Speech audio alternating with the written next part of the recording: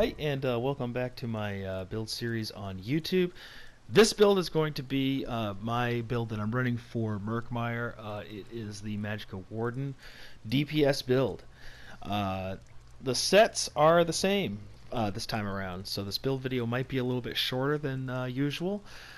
I did race change. The race is now Dark Elf instead of Argonian. I don't really need the extra magicka that I was getting in my my potions from the Argonian to keep up the DPS, so it is now a Dark Elf.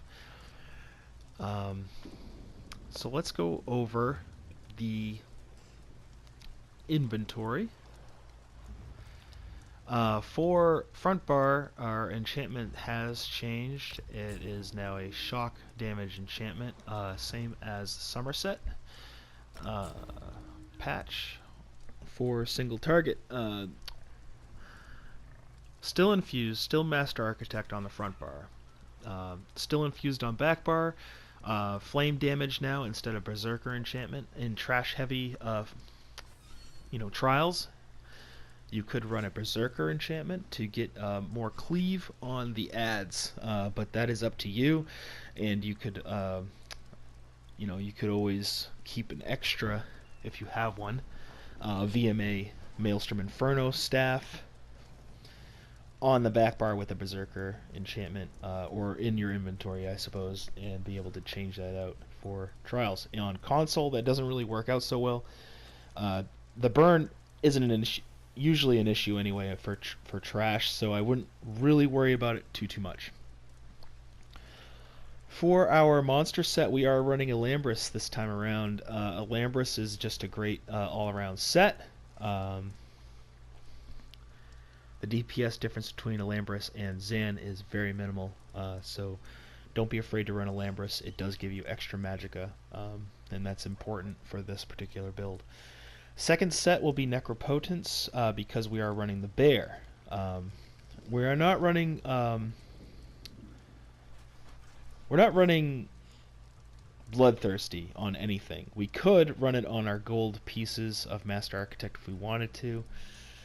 I don't really see a point, and I don't think it's useful. You could, though. You could run one or two and be fine. You will lose out on about 17 to 1800 max magicka, though, so be aware of that. Let's see. So, skills. We are running the Screaming Cliff Racer on front bar. The DPS difference between Screaming Cliff Racer and Elemental Weapon is pretty big. It's well over 1%, so it's about a 2% difference. So we will be running Screaming Cliff Racer. Fetcher Infection is our damage over time. This acts a lot like Haunting Curse, except it's only 10 seconds. So it makes the rotation slightly dynamic when you're using it.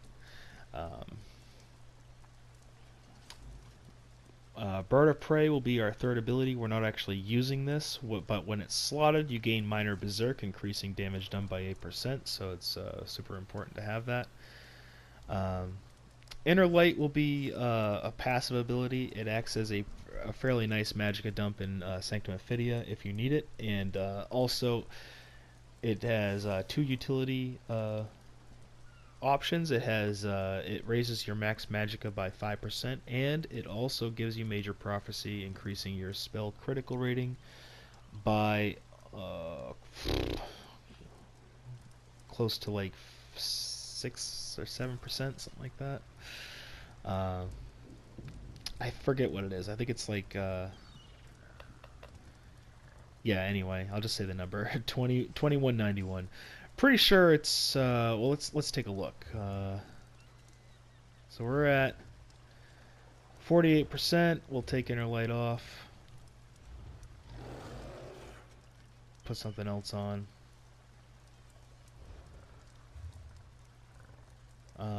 And then we are, yeah, so it's 10%.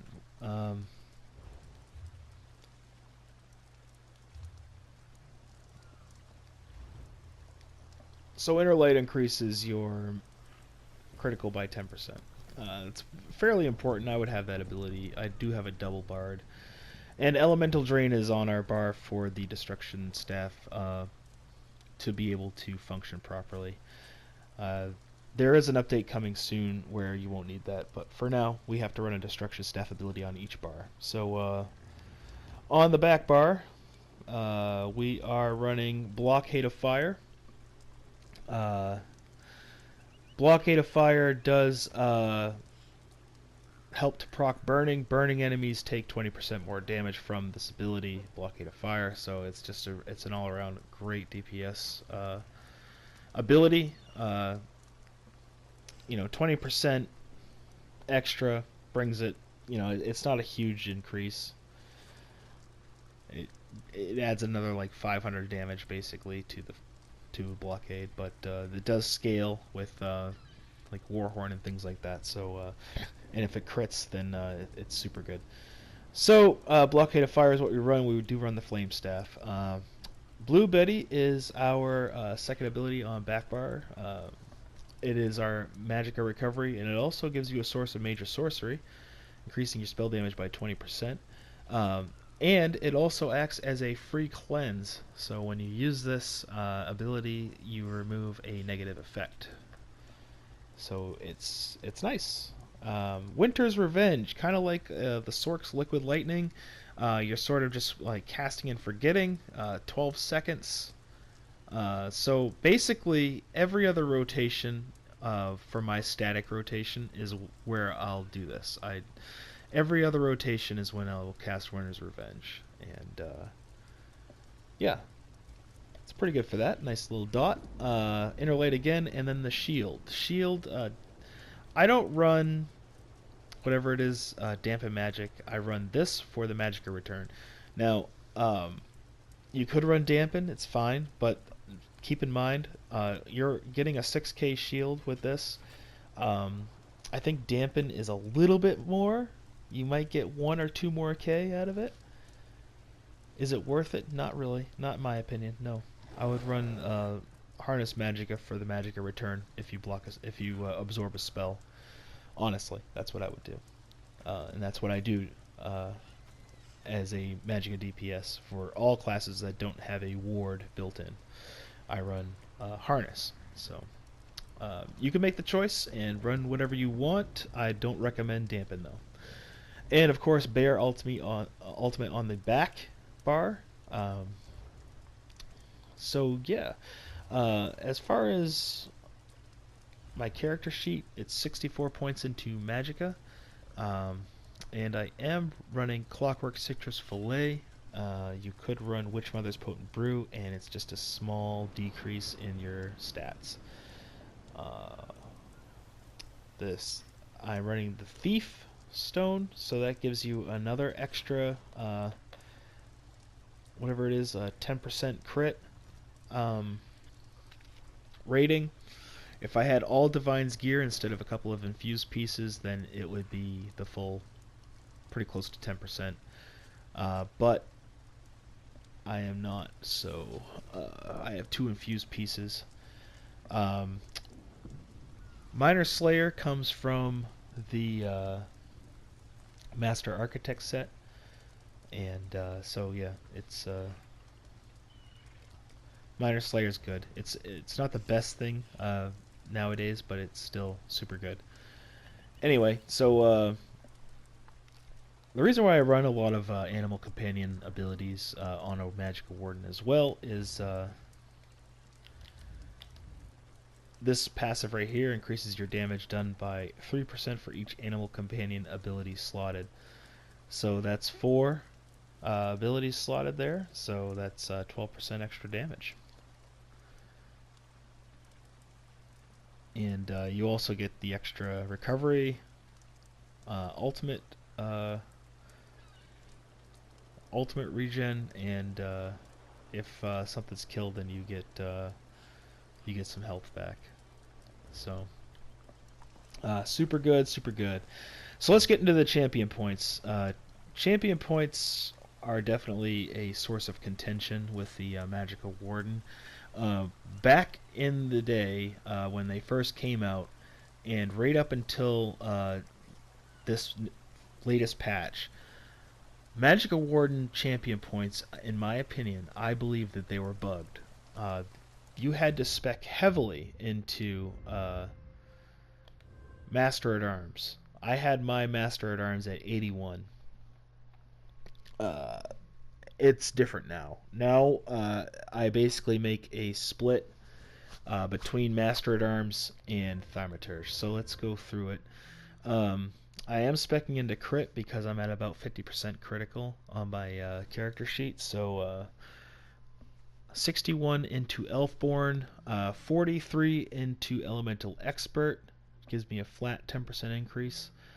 I took points out of Spell Erosion. I think I was sitting at 27 before. Now I'm at 22. This will work for most raid situations. Staff Expert, I had a few extras, so I think there's 2 extra points in there that don't need to be there, but it's at about 16% extra damage with light and heavy attacks, which is nice. 51 into Master at Arms brings it to a flat 19% damage increase with direct damage.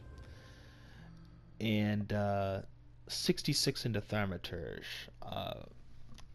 Fetcher Infection now scales from Thaumaturge. Before it scaled from Master at Arms. Not sure why that was the case, but now I believe it's scaling properly with Thaumaturge, and this is why I run this particular setup, and that's why I'm able to hit over 40k with Alambris. So, anyway, I hope this build helped you guys out. If it did, please consider leaving a like. If you made it here without being a subscriber, please consider subscribing. It certainly helps me out and makes my videos more visible when people start interacting with them and sharing them with their friends. Also, I do a lot of live streaming on Twitch lately, and if you want to come check me out, Monday, Wednesday, and Friday is when I stream from about 10:30 in the morning Eastern until I feel like stopping. Sometimes that's about 1 or 2 in the afternoon. So right through lunchtime is when I stream. Anyway, you guys have a great rest of your day, morning, or night, depending on when you see this and where you are in the world. Take care, guys, and I'll see you next time.